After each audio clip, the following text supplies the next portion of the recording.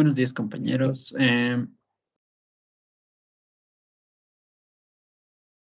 Buenos días. Para el movimiento de electrones en un campo magnético, como habrán podido fijarse en el video del ingeniero Soria, eh, vamos a usar este arreglo. Ya.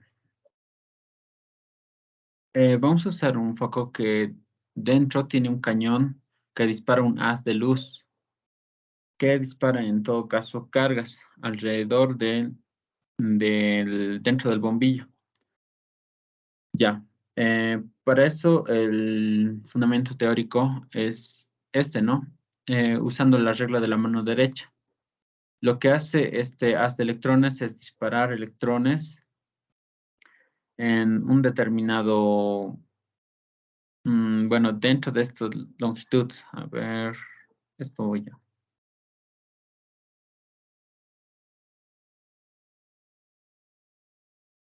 Ya, ahora sí. Como es más grande, lo que hace esto va a ser disparar electrones de forma horizontal, con una velocidad. Ahora, el campo magnético que va a proporcionar la bobina va a estar entrando, digamos, ¿no ve? Esto puede ser independiente de si quieren que salga o entre, siempre y cuando sea perpendicular. Ahora, como sabemos por la mano derecha, el desplazamiento vectorialmente esto nos va a dar una fuerza, ¿no ve? Si hacemos el producto vectorial, nos va a dar una fuerza hacia arriba, una fuerza magnética, como sabemos de esta relación del anterior experimento. Ahora, esa fuerza magnética va a afectar a cada una de las cargas que se desplazan por el haz de electrones, haciendo que esto vaya girando. Ta, ta, ta, ta, ta, ta, ta. Gira así. ¿No ve? Pero cuando nosotros hagamos el experimento, si esto no se cierra, ¿no ve? Si solo se ve que se desvía y no se cierra, porque esta parte, no se ve esta parte. Entonces, nosotros lo que tenemos que hacer es aumentar la intensidad del campo magnético. De esa forma se aumenta la fuerza, ¿no ve? Porque vamos a aumentar la intensidad del campo magnético. De esa manera, esto va a reducirse a una trayectoria más pequeña, una trayectoria circular, donde ahí nosotros variando la corriente que se suministra a las bobinas Help Horns, vamos a conseguir aumentar o disminuir el diámetro de la trayectoria circular que siguen los electrones. Bueno, las cargas, ¿no? De los electrones. En este caso, para esto tienen que tomar en cuenta lo que el ingeniero siempre pregunta es, digamos, los controles de 0 a 8 voltios. ¿A qué dispositivo están conectados? ¿No? Eso es una de sus preguntas. Si les va a decir a la bobina o al disparador de electrones, al cañón de electrones, si no me equivoco, lo denominan su guía. Bueno, eso tienen que darse cuenta aquí. Eso en el diagrama ustedes vuelvan a dibujarlo, ¿no? De esa manera se pueden dar cuenta. El de 0 a 8 siempre a las bobinas. El de 0 a 500 va a ir al foco, al disparador de electrones. Y bueno, el de 0 a 12 igual va ahí. Eso se explica en la guía. Ahorita no me acuerdo bien. Ya, pero eso es básicamente lo que les voy a preguntar. Siempre les pregunta el de las bobinas, pero puede que les pregunte esto de 0 a 500. El máximo que pueden usar es 500, ¿no ve? Aplicado al disparador de electrones. Ya. Ahora, eso va a ser una de sus preguntas del previo. Después, cierto. En el esquema, aquí no nos muestra, ¿no? Una resistencia ni nada. Otra pregunta que les pregunta en el previo es, ¿la bobina al conectarse a una fuente de tensión se debe conectar una resistencia R o la resistencia está incluida dentro de la bobina Helmholtz? ¿Ve? La resistencia, existe una resistencia en la bobina que va a ser muy pequeña en comparación a una resistencia de 10 ohmios o 3. su resistencia debe ser del orden de los 1 ohmio a incluso menos de todas las bobinas en serie. Por eso es que se conecta una resistencia en serie a la entrada de los conectores de las bobinas. Por ejemplo, aquí sería, ¿no ve? Una resistencia en serie. De esa manera se limita la corriente que circula por la bobina. De otra manera, estaríamos cortocircuitando el circuito equivalente que va a haber de esto. Esa es una pregunta que les voy a preguntar. Aquí no se muestra, ¿no? Pero sí se conecta una resistencia, ya que si no conectamos esta resistencia estaríamos haciendo un cortocircuito. Ya. Bueno, ahora las unidades del campo magnético es del anterior experimento, ¿no?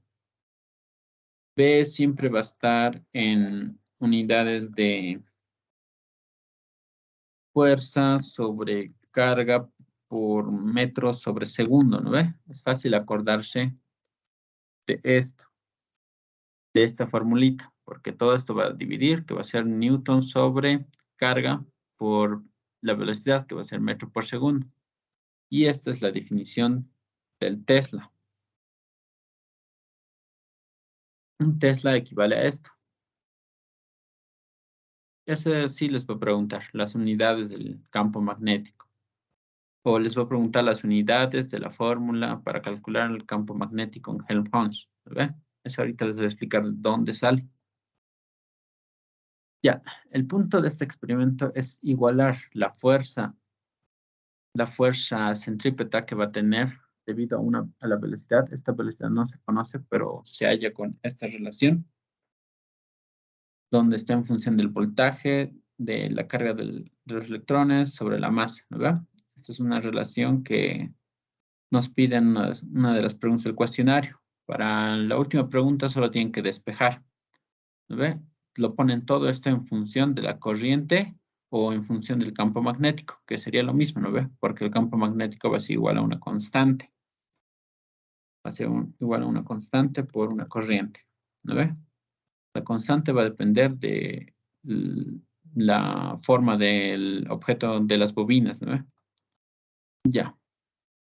Ahora, para el campo magnético de las bobinas de Helmholtz se usa la ley de Biot-Savart. En este caso, por problemas de notación, esta L debería ir aquí, ¿no ve? Esto lo voy a borrar, si no, tal vez puede ser confuso. No, sí, síganos por ahora. Ya, de aquí la corriente va a ser constante, ¿no ve? Va a ser en corriente continua una constante, no va a depender de ninguno de los parámetros de longitud y de R. Ya, ahora haciendo el producto vectorial, ¿no ve? Entre el vector del diferencial de longitud de la bobina y el vector de R, podemos decir que van a ser perpendiculares, de manera que podemos decir que el módulo de la corriente por la longitud, ¿no ve? Que va a ser el diferencial de L, van a ser perpendiculares, entonces el seno de 90 se aplica, ¿no ve? Y va a ser 1. De aquí simplificamos el radio, R3, porque esto ya es una función escalar. Y se integra, ¿no? El coseno de 90, 1 coseno de tita. El coseno de tita se hace para desglosar el vector total. ¿Ve? Aquí va a haber un vector. A ver, esto. Escribirlo aquí.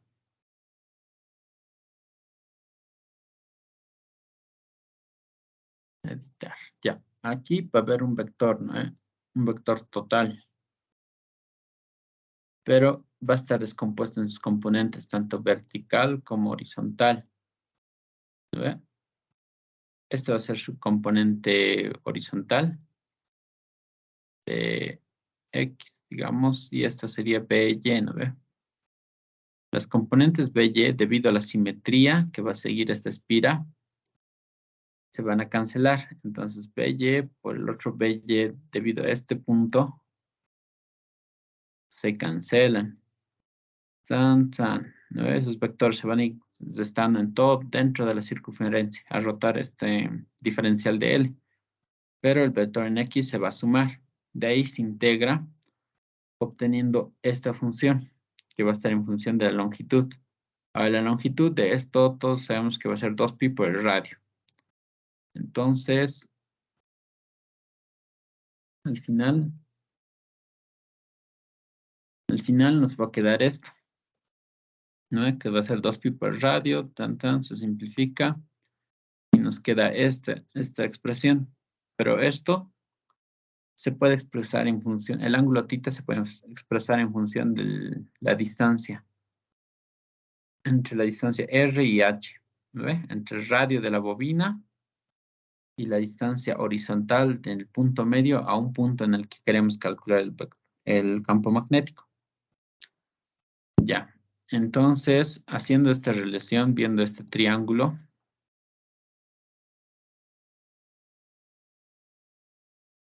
¿no ve? Este triángulo, donde hemos dicho que esto va a ser H, aquí va a ser el vector R, ¿no ve? El radio de la bobina, y este el ángulo θ. Haciendo Pitágoras, podemos saber que R minúscula, que es el módulo del vector del punto, de cualquier punto de la bobina hacia el punto P, donde queremos calcular el campo magnético, se reemplaza eso, coseno de θ va a ser igual a R sobre R, y se reemplaza en la fórmula que habíamos encontrado, que va a ser esto. Ya, de ahí tenemos el campo magnético para una espira, ¿no ve? Una espira circular. Este es el campo magnético en el punto medio, en el centro de una espira circular a una distancia h, horizontal, ¿no ve? Del centro. Ya, ahora las bobinas Helmholtz son, bueno, son las que se usan en los experimentos de física porque tienen la particularidad de que la distancia de separación entre cada bobina, ¿no ve? Entre el centro de cada bobina, eso más copiamos aquí. Ya, digamos que aquí más o menos está el centro de la bobina 1, ¿no ve? Esto va a ser la bobina 1, esto va a ser la bobina 2. Entonces, la distancia de separación entre esas bobinas, que digamos B, va a ser igual al radio de la bobina 1. Bueno, las dos bobinas tienen el mismo radio, ¿no? Entonces, el radio 1 va a ser igual a la distancia B horizontal entre las dos bobinas. Esa es la particularidad de las bobinas Helmholtz. Ya. Bueno, al hacer eso, vamos a aplicar la fórmula que habíamos encontrado de manera que se sumen. El campo magnético de la bobina 1 va a ser esto, ¿no ve?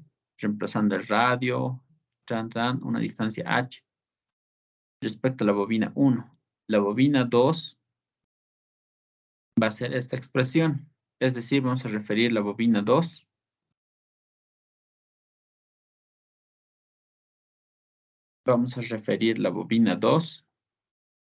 al punto medio de la bobina 1. ¿No? Por eso es que digo 2 veces B menos H. ¿No? O sea, habíamos dicho que la separación aquí va a ser B. ¿No? 2 veces B por la simetría. B aquí, 2 veces B menos H, que va a ser menos la distancia total. Ya. Esto voy a borrar, ¿ya? Ahora, haciendo eso, la bobina 1 más la bobina 2, el campo magnético total va a ser esta expresión. Pero no se parece nada a lo que habíamos dicho, porque esto es para una distancia cualquiera. Respecto a, es como decir que la distancia entre la bobina 1 y la bobina 2 va a ser una distancia grande, digamos. Pero para maximizar esta función se aplica una derivada. De esta derivada sale que h va a ser igual a b. ¿No ve? Que la distancia entre las dos bobinas tiene que ser igual al radio. Esto es lo que garantiza que el campo magnético en el centro de las dos bobinas va a ser máximo y totalmente uniforme. Es decir, no va a haber flujos dispersos de campo magnético. Ya. Si reemplazamos la segunda derivada y resolviendo esto, aquí está, que R va a ser igual a H medios, ¿no ve? Si hemos considerado que H va a ser igual a B, entonces estaríamos diciendo que la distancia de separación, la mitad de la distancia de separación va a ser igual a R, ¿no ve? Esa es la característica principal. Esto puede que les pregunte, ¿no ve? El radio es igual a la mitad de la distancia de separación de las dos bobinas. O dicho de otra forma, la distancia de separación H entre las dos bobinas es igual 2 veces el radio. Esta es una preguntita que pregunta el ingeniero en su cuestionario. ¿Cuál es la característica de las bobinas Helmholtz? Una de las características es que el campo magnético es uniforme y es perpendicular al radio de la bobina. Ya, ahora, y que, bueno, esta relación, ¿no? De que la distancia de separación entre cada una de sus bobinas es igual a 2 veces su radio. Ya, para radios iguales de las dos bobinas. Ahora, reemplazando eso en la expresión de campo magnético general que habíamos hallado, que es sumando el campo magnético de dos espiras, obtenemos esta relación. Ahora vamos a reemplazar esto, ¿no? 2 veces H es igual a 2 veces R y B es igual a H. Reemplazando eso, se obtiene esta formulita que está en la guía, que es el campo para una bobina Helmholtz. ¿Lo ve? Helmholtz.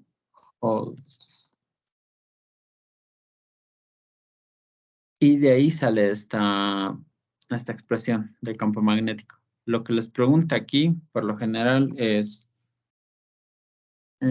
si el radio, de la bobina, de las bobinas, se cambia por otras bobinas, por otras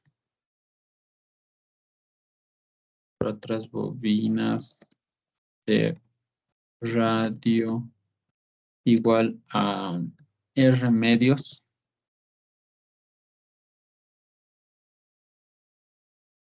R medios. El campo magnético aumentará en una relación de, les voy a preguntar. Si cambiamos las bobinas de nuestro experimento 9 por unas de menor radio, el campo magnético va a ser mayor, ¿no? Porque esta misma expresión se evalúa para R medios. Aplicando extremos con extremos, al final este R medios se va a ir aquí, que va a ser 2 veces el mismo campo que teníamos con las otras bobinas. ¿No ve? Esa es una de las preguntas que siempre preguntan, así que tienen que memorizarse esta formulita de la bobina de Helmholtz. Y bueno, después les va a preguntar si la fuerza va a ser proporcional.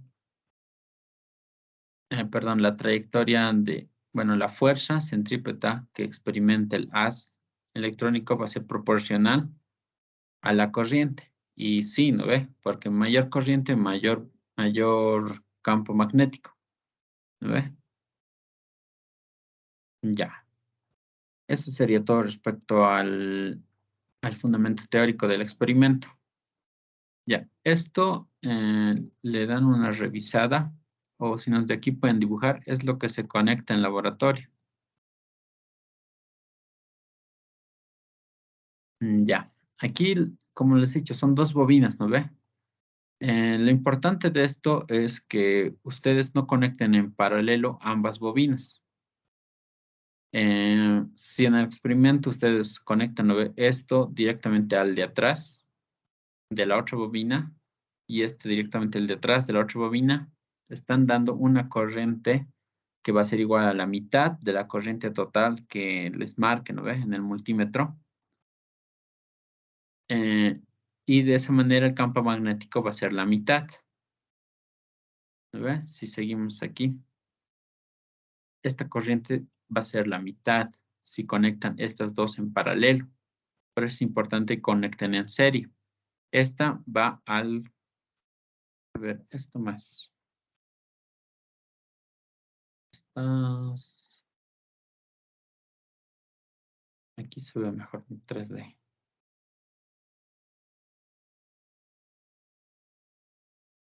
Ya, aquí lo vamos a hacer.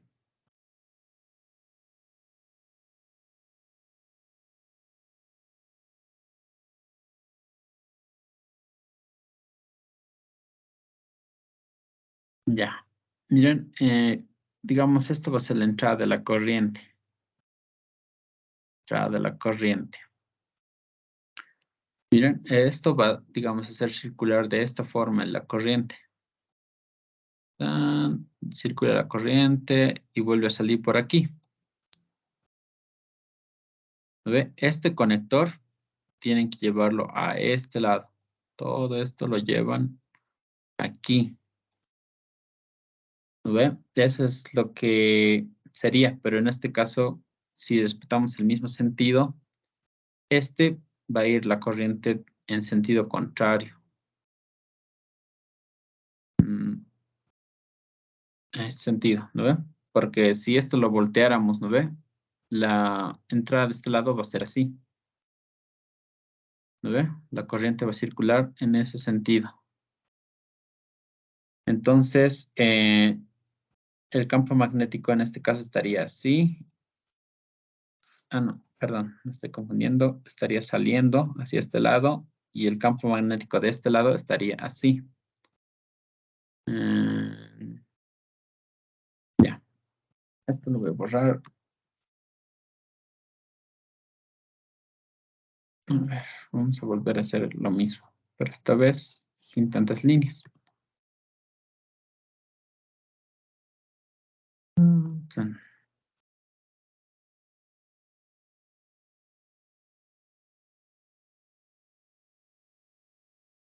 Ya, como les había explicado la trayectoria, al final el campo magnético debido a la bobina 2 se va a contrarrestar con el campo magnético de la bobina 1. Por eso es importante fijarse el sentido por el que va a circular la corriente y que esto, según el diagrama, está conectado aquí. ¿No ve? Un extremo va al lado derecho y este va a ser la salida. Por aquí entra y este va a ser la salida. De esa manera, esto se torna, digamos, a la fuente y de aquí va a la fuente. Así está, así sería la forma correcta de conectar. ¿No ve? No directamente de aquí y de este lado a aquí. Estaríamos conectando en paralelo. ¿Ya? En el cuestionario siempre les pregunta si las bobinas tienen que estar conectadas en serie o en paralelo. La respuesta es en serie. ¿No ve? De manera cruzada. Este va aquí y sale por aquí mismo. ¿No ve? Aquí solo se va un terminal positivo. Eso sería todo de esto. Por si acaso, estudien bien esto. Y bueno, eso sería todo, ¿no? Este experimento es muy cortito, pero la mayoría reprueba por no saber cuáles se conectan a cuál lado. Miren, aquí se conecta el de 500, a los bornes del foquito, ¿no? Y también los otros controles para de 0 a 12. No, perdón, de 0 a 8 para la bobina. Esos son lo que siempre pregunta el ingeniero. Bueno, chicos, eso sería todo por hoy. Esto se va a grabar, está grabándose, así que espero que les vaya bien en su previo. Ya solo quedan poquitos, ¿no? Así que, como han visto, no es tan difícil, solo estudien esas preguntitas que les he dicho. Algo más único, solo el ingeniero va a meter algo que haya dicho en el video o en la guía, como ya saben. Así que eso sería todo, compañeros.